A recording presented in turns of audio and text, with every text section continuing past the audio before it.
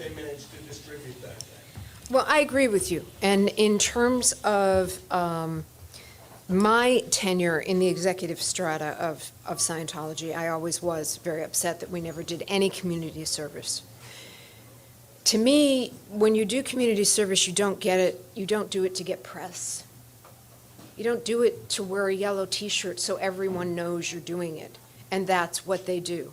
In addition, I read in the newspaper yesterday or this morning, it's been a long morning already, that there are some people from Haiti who are actually doing things to help, who said that yes, the yellow shirts went around and they did the touch assist, but they gave no food, no money, no clothing, no real help.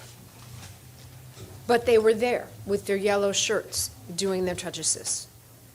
I do know John Travolta, and I do know that he is a good person and from the inside out, and he does not know about these various things that are happening. In fact, in the celebrity world, which includes the billionaires are very important, even though you'll never know their names.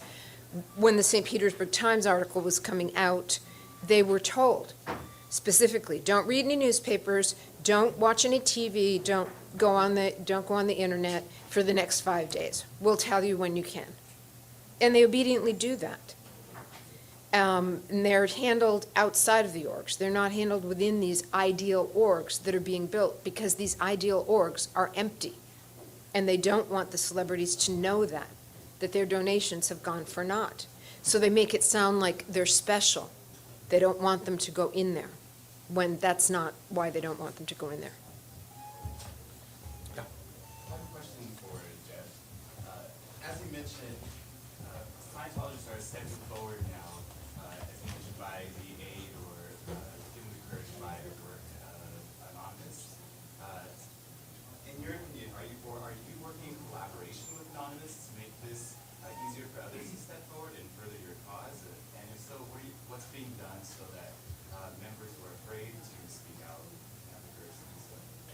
Well, let me just be clear, I'm not working with Anonymous. I'm not, a member, quote unquote, of Anonymous. I appreciate the work they've done to expose the church's crimes, and I encourage anyone who has experienced similar crimes to come out and speak out, and a lot of people are right now.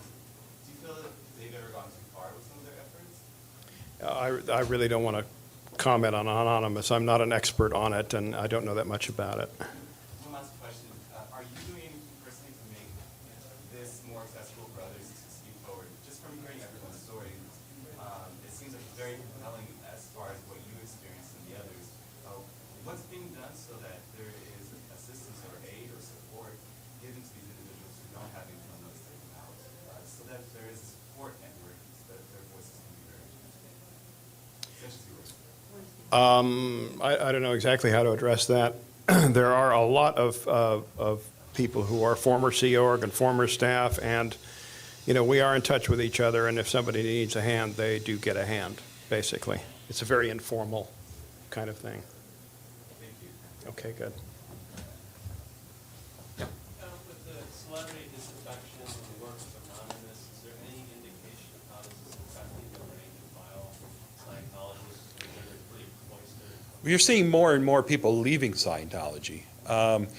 The rank and file really don't have access to the media. I mean, the people in the Sea Org, they can't go onto the internet and see these things. But it does kind of filter in. For a couple of years, back in 2000 and 2001, I actually moved to Clearwater, Florida, and worked with a group called the Lisa McPherson Trust, which was started by my pal Bob Minton, who just died a few weeks ago. And at that point, we located our office right next door to Scientology's Office of Special Affairs, and we were there, in case Scientologists needed to come to us for help. In that time, no one actually did, because cameras were on us constantly. The Scientologists who were working there in the buildings, they weren't even allowed to walk on the street anymore. They were shoved into vans, and the vans had windows that were blacked out because they were afraid that the message might come through. And we had some signs that said things like, it's safe to look, it's safe to talk. And years later, I have heard from people who were there at the time who said, you know, I saw that message and that stuck with me.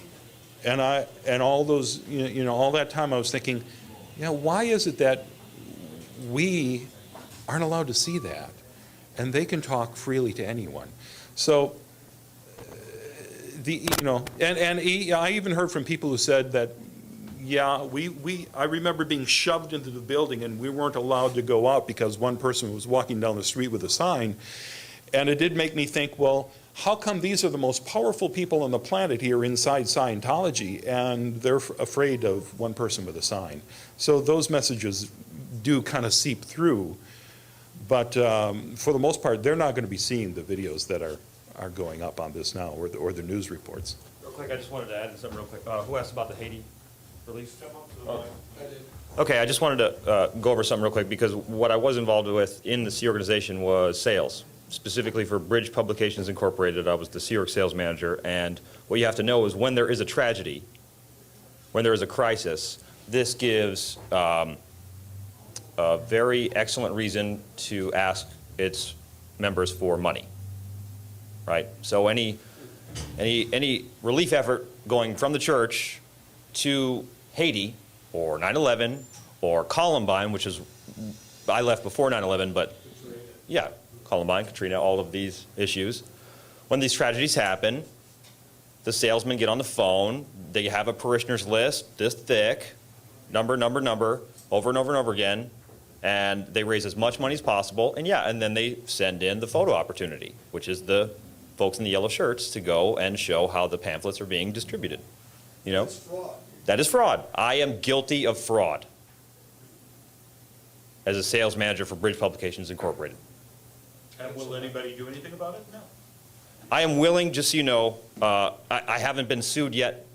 I haven't received a court order yet, and I expect all this to happen. I'm fully willing to go to jail or wherever.